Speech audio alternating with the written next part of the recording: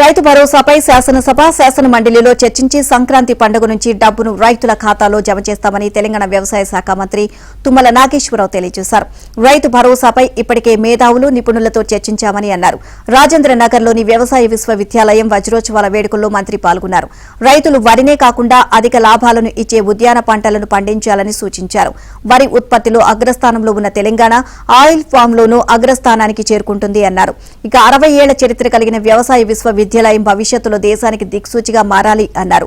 రాష్ట్ర ప్రభుత్వం తరపున వ్యవసాయ విశ్వవిద్యాలయానికి అన్ని విధాలుగా తోడ్పాటు అందిస్తామని తెలియజేశారు.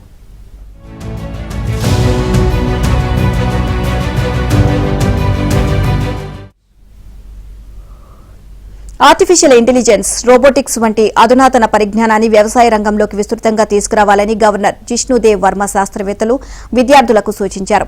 2047 నాటికి వ్యవసాయ రంగంలో ఈ విశ్వవిద్యాలయం ప్రపంచ స్థాయికి ఎదగాలి అన్నారు. వ్యవసాయ విశ్వవిద్యాలయం వజ్రోత్సవాల వేడుకల్లో గవర్నర్ ముఖ్య అతిథిగా పాల్గొన్నారు. ఈ సందర్భంగా కిసాన్ మేళాను మంత్రి తుమ్మలతో కలిసి ప్రారంభించారు.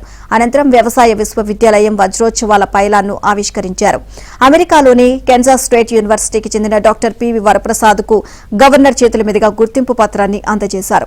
ఇప్పటి వరకు 32,000 మంది వ్యవసాయ పట్టభద్రులు బయటకు వచ్చారని varsity VC doctor Aldas Janaiah తెలియజేశారు.